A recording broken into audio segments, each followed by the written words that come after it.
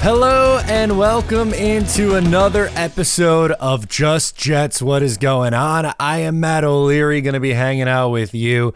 We have a fun episode to get into. They're all fun, but it's a very important episode because we are announcing a couple new things over on the program. I never turn my headphone volume up enough, and then I always feel like I'm reaching over and then having to adjust that after the fact, which you would think after 206 of these freaking episodes, I'd be able to figure it out. But anyway, we are going to get into your voicemails to close the show, as always, but we will do a trade target who has a cheaper cost than I think a lot of people anticipated.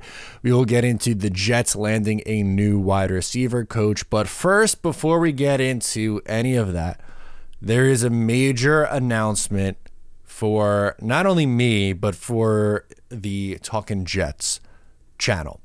I'm sure if you're watching, you know who Green Bean and Ryan are. I do a show with them every single Tuesday nights for the last 4-5 years. It's been a long time, 8 to 10 every Tuesday. It's an absolute blast. But something else we do every single year that I love, it's my favorite thing. It's an exhausting weekend, but it's my favorite thing in the world. The Jets draft, and we live stream the entirety of all the NFL draft, all 3 days, all 7 rounds. We are live for the event. But this time, we're doing things a little bit different. For night 1, round 1, when the Jets are picking 10th, we will not only be live streaming, but we are doing an in-person event for the first time on Long Island. Myself, Ryan, and Green Bean will be doing a live broadcasting and hosting a draft party, the Talkin' Jets draft party. Tickets now on sale over on talkinjets.com. We are so excited for this one. For the entirety of the first round, we will be at the main event in Farmingdale. The ticket for this includes a t-shirt. So you're getting a t-shirt from us, a First Talkin' Jets t-shirt. It includes raffle tickets. We're raffling off a bunch of stuff. It includes an open bar. Hey now, open bar. I know I'm going to be taking advantage. And food as well. So you're going to get a meal, which is great. Open bar, hang out with us, watch the draft, watch our show. We cannot be any more excited about it. Thank you so much to the people at the main event for helping us put this together. It's a great location. If you've never been before, highly recommend checking it out. If you're from Long Island, I hope to see you out there, and I hope to see some people travel as well. I know we've done some events in the past there. I went to Jake Asman, did an event when he was in town this year, and met a lot of awesome people. We had a lot of people who traveled from like Connecticut and Jersey to come hang out with us.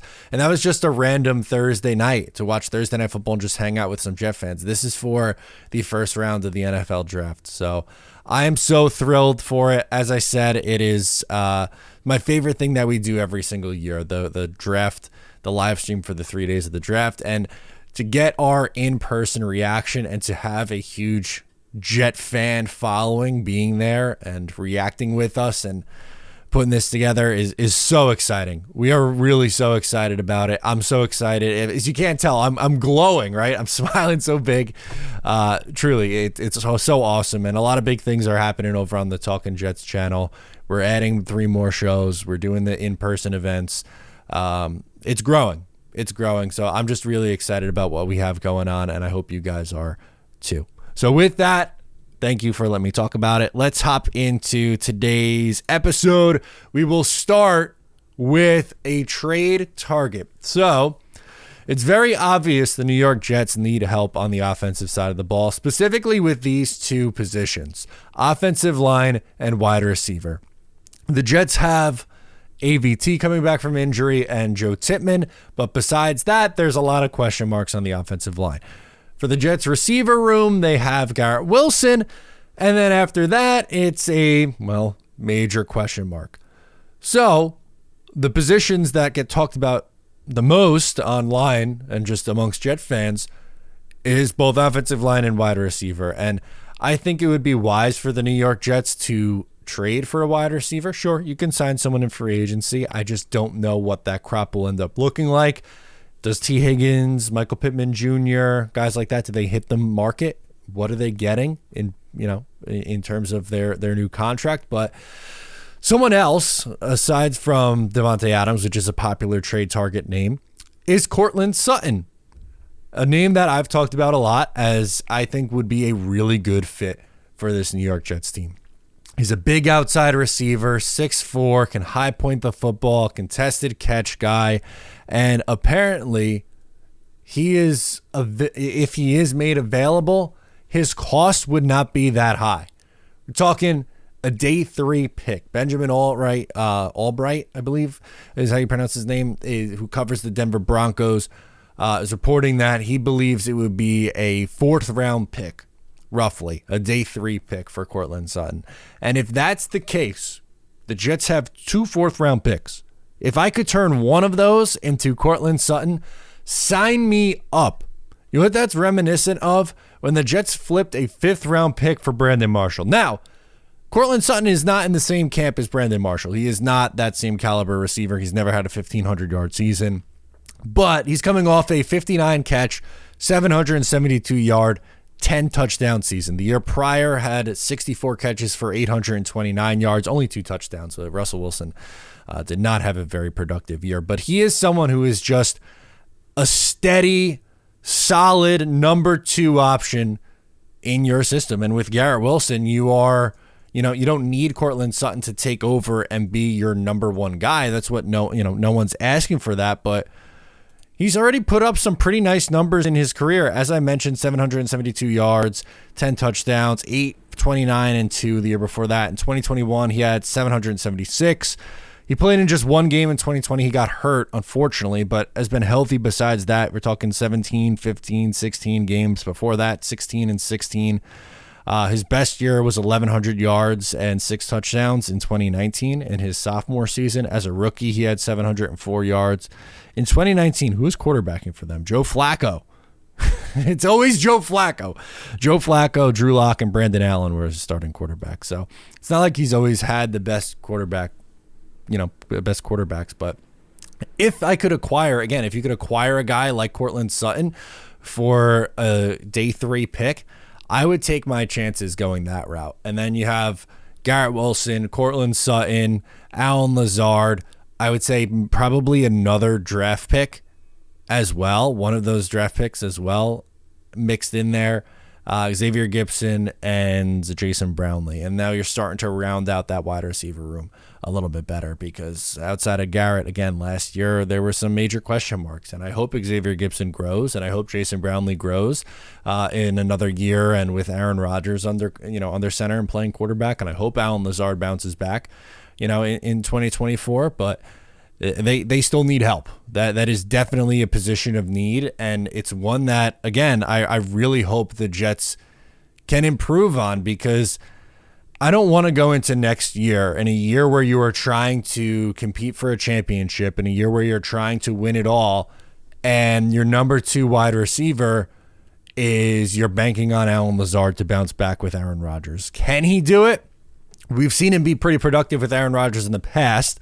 I feel more comfortable now at this point with him being like a 3rd or 4th option than I do a 2nd option.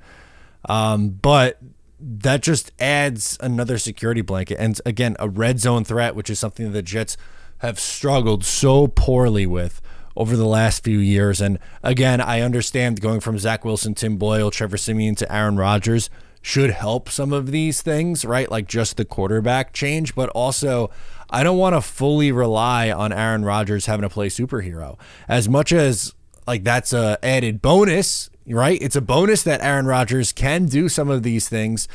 It shouldn't have to be, our plan for success is going to be just have Aaron Rodgers and that's it. Like that's the only plan. No, that doesn't really make a whole lot of sense.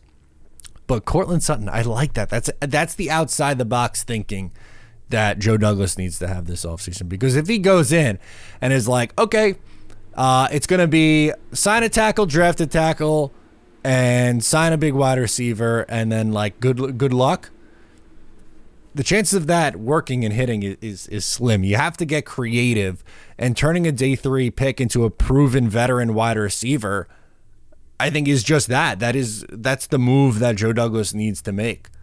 We've seen, in the past, not with necessarily with this regime. There's not really a good example of it with this regime and trading a late round pick and, having that work for acquiring a veteran player. But we saw it with the Brandon Marshall trade. We saw them in 2009 trade for Brilliant Edwards. We saw them trade for Santonio Holmes, and not, I'm not talking using first round picks, but you can use some capital that's not your first or your third round pick and try to do something. And also on top of that, I think we forget that you're probably going to get a draft pick for Zach Wilson or some sort of pick swap. So maybe it's the draft class isn't just, your first and your third round pick in the top 100. Maybe you're trading Zach Wilson and one of your other fourth round pick and trying to get back into the third round. I don't know. You just have to be able to get creative. That's my plea to Joe Douglas for this offseason is the creativity absolutely needs to be there. The second bit of news that I wanted to get into today was the Jets have a new wide receiver coach. Sean Jefferson is going to be the Jets' next wide receiver coach. Zach Azzani is the wide receiver coach currently. He has a good relationship with Garrett Wilson. Garrett Wilson really likes him, so I'm curious to see what happens here. But Sean Jefferson is a new old wide receiver coach. What do I mean by that? Well, he was with the Jets in 2019 and 2020.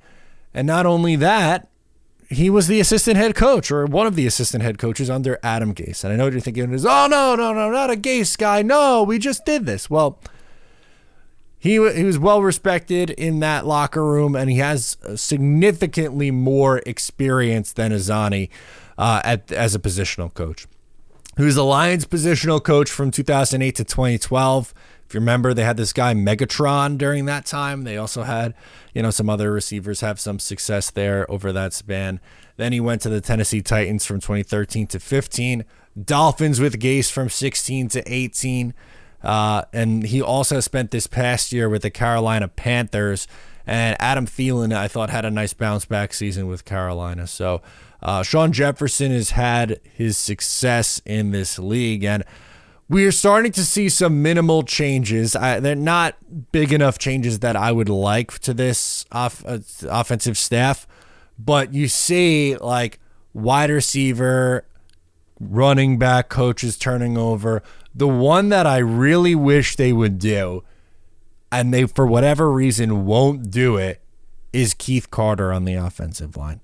That's the biggest one. I wish we heard Mike Munchak is getting interviewed by the New York Jets to take over as their offensive line coach. I'll settle for Sean Jefferson. I think it's an improvement, by the way. I know some people are going to scoff at it and say it's not a big deal, but I think it is an upgrade, as do I think that Tony Dews is an upgrade over Taylor Embry for the running back coach. But really, the thing that would get me actually excited for this and for these changes would be a change at the offensive line coach, because Keith Carter, I don't think it did a very good job last year. And on top of that, they just, again, they need more there. They need to be able to get more out of that unit, because it just, again, frankly, was not very good in 2023. Unfortunately, I wish it was better, but it flat out, it wasn't. It wasn't. I think this is a fine move, bringing in Sean Jefferson here. Again, Sean Jefferson, not a huge name, but one that I think is worthwhile to get into and talk about. Let's get to the voicemails. We got a couple voicemails this week. We will first go out to Caden Smith, who wants to talk NFL draft and specifically Brock Bowers. An interesting conversation, I think, to bring up, because I feel like you have a lot of people who are either all in on the idea of drafting Brock Bowers or people who are so against it. Hey, Matt. Caden Smith calling from upstate New York. How are you, sir? Doing well on this fine Tuesday afternoon. Calling in again with you're probably going to get sick of these after a while, but not Brock Bowers related call. It's just the thought of drafting him just really intrigues me. And I've been thinking of this for a while. And this thought process comes from the videos we saw of the draft room last year when drafting Will McDonald. So everybody as Jets fans all wanted a tackle. Whoever was on the board, we just wanted a tackle. And with the Steelers trading up for Broderick Jones, we missed out. So in the videos that they posted, Joe Douglas name dropped Michael Mayer as someone who they were looking at with that option. But also from the reports we got from multiple NFL sources, we were very, very high on Jahmyr Gibbs. And if he was there at 15, we were going to take him. And for us, looking at it at that point, it was crazy. It's like we had Brees and stuff like that coming back. We still got Michael Carter. Why are we drafting a running back? But I remember in all those reports, it was talked about weapons, and the same thing like for Joe Douglas. I think you mentioned that Mayer was a weapon. So if we would consider at 15 taking either Jahmyr Gibbs, who has been fantastic, or Michael Mayer, who still has a lot of great talent in the NFL because they're weapons, why wouldn't the Jets actually consider Bowers then? I've, for the longest time, have been on the thought process that because the O-line is the biggest need and Joe Douglas is an O-line guy, that, okay, it's probably like no doubt that they're going O-line whoever they like most. But I don't really think we can rule out the option that they might like Bowers more or might want to pick him over the players available. I mean, I think there's a good shot that Alt and Fashan are off the board by the time pick 10 rolls around. And who knows? They might not have the highest grades on Latham, Fulaga, whoever might be there. They might just see that as they aren't good fits for the scheme, or they just aren't high enough on their draft board. And we could go and draft Bowers because he's a weapon. I just think, especially if you could fix the O-line well in free agency, I think it just really would be a great addition just for all that he can do for the offense. And, I mean, you could still be in a position where if you could somehow do it, trade back in the first round or trade back in the second round to get one of those tackles in the late round. Jordan Morgan, Tyler Guyton are some names that just come to mind, and you could still bolster weapons and O-line at the same time. So I think we still have a lot of options, even though we have less draft picks overall. I think there's still a lot of options and avenues that the Jets could go to really improve this team in the draft. And I know it is all going to vary depending on what's happened in free agency, what we sign, and all that good stuff. But I think we're still in a really good position overall. So hope you have a great day, and talk to you later. Go Jets. Thank you, Caden, for calling in. Much appreciated here. With Brock Bowers, that's a really interesting point that you bring up, and one that I don't think enough people talk about is how much they love Michael Mayer, which I personally, and Mayer and Gibbs, I think it would have been absolutely crazy if they took Jahmyr Gibbs, and I think he's an incredibly explosive player. He is so much fun. And it's going to work there with the Lions, but I would think that would have been absolutely nuts if they ended up taking him.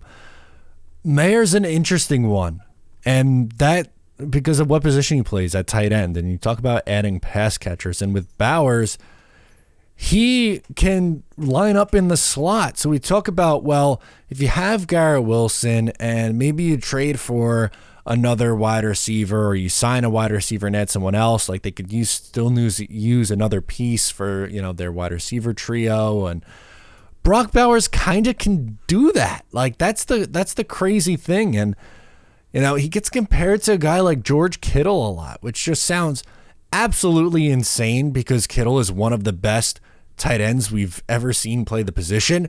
And the fact that we're living in a world where Travis Kelce and George Kittle are playing in the league at the same time and have been so good for so long is really an incredible thing to watch for just as a football fan.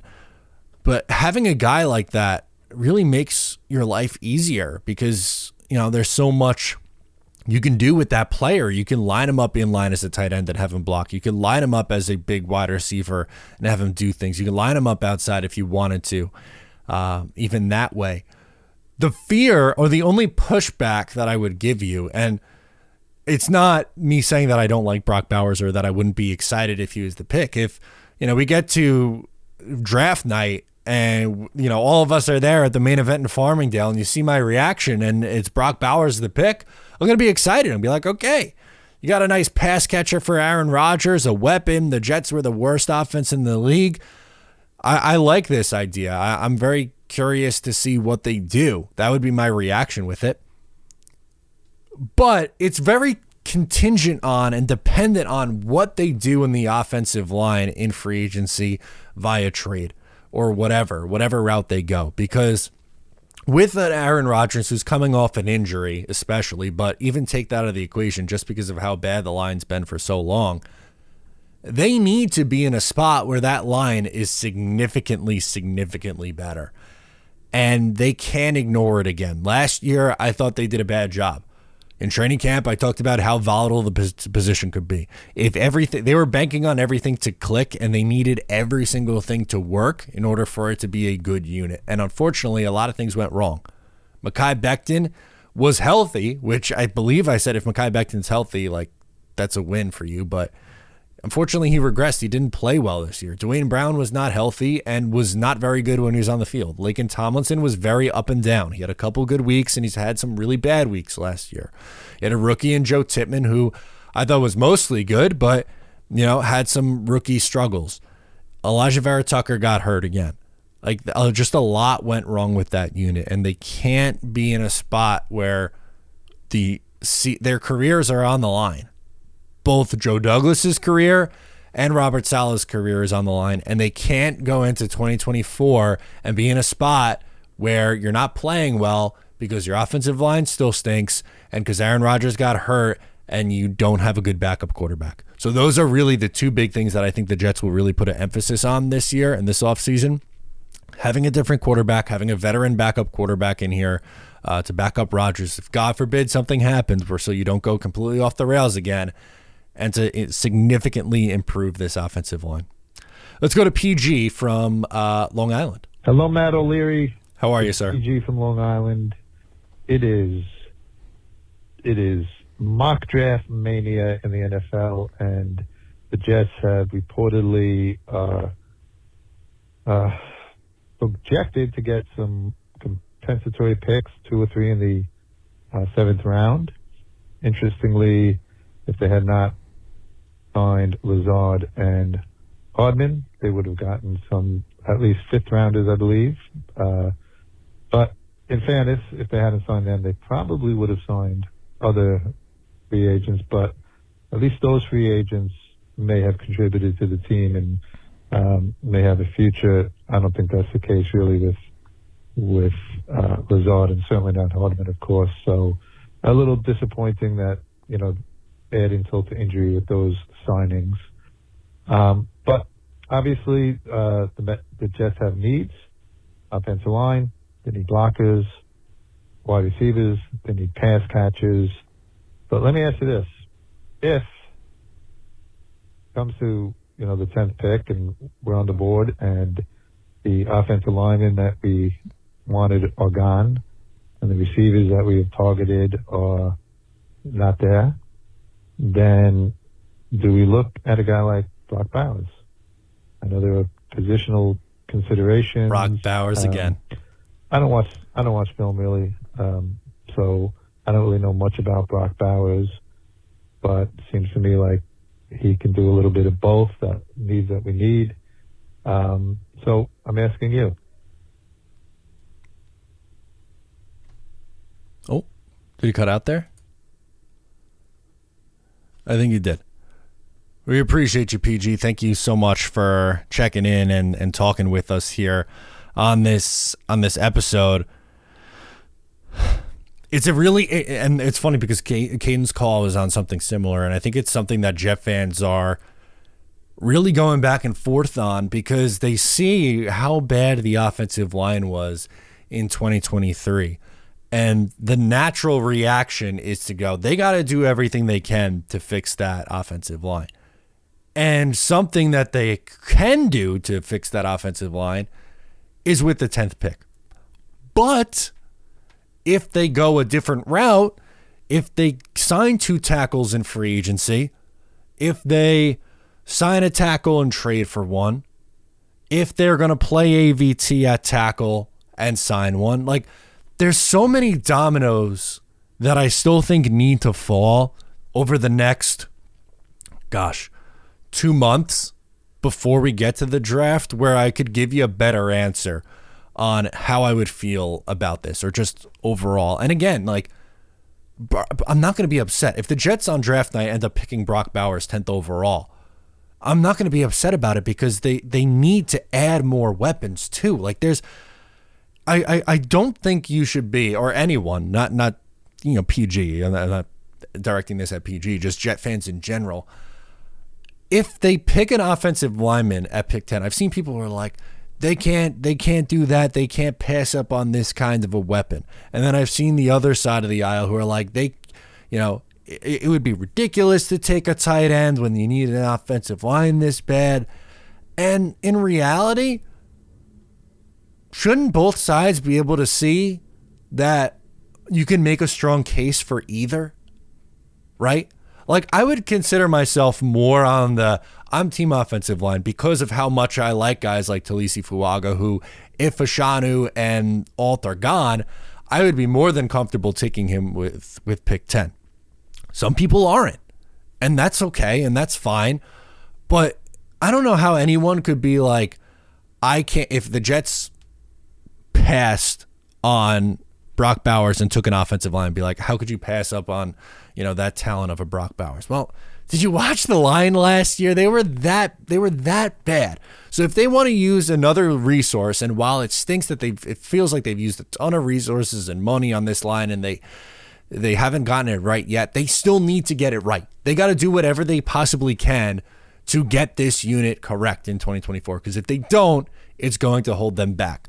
At the same time, while I'm saying that, if they take Brock Bowers, and you're going to get the people who go, oh, it's not going to matter because of the offensive line. Well, that's also not fair, because they very, very badly need more talent on this offense. They have it in Garrett Wilson and Breece Hall and Elijah Vera-Tucker and Aaron Rodgers if he's healthy and Tyler Conklin. But look at the teams that have made deep runs in the playoffs and the amount of explosive talent. And it can't just all be a couple of guys. You need to be able to score points in this league. They have a great defense, but they can't win every single game 17-10, 20-10. There's going to be games where it happens. Hell, we saw it in the AFC Championship game. Two great defenses and two great young quarterbacks in Mahomes and Lamar Jackson. It was a low-scoring game. But you need to be able to in order to compete, you need to have a good quarterback and you need to have weapons. So I wouldn't be mad at it. A lot of people don't like it, so you can't possibly take the tight end. But I think you're being a little too close-minded if you're just like dismissing it because you just see the position tight end and don't look at the player and what his impact could be on this team. So anyway, that's my thought on it. So that's it. We had a couple of calls on this one, a little bit light on the voicemails, which is fine. It's off-season time, not a whole lot going on. It's the Senior Bowl. We have... we being Talking Jets has Dom C and Jeremy down there at the Senior Bowl. Excited to see all the clips coming up from them. So make sure to follow along on our Talking Jets channel there for more coverage from the Senior Bowl. And make sure to get in on those tickets for the NFL draft. I'm so excited for that they are officially launched and on sale. That's going to do it for me on this episode of Just Jets. Thank you for tuning in. I'm Matt O'Leary. Catch you next time.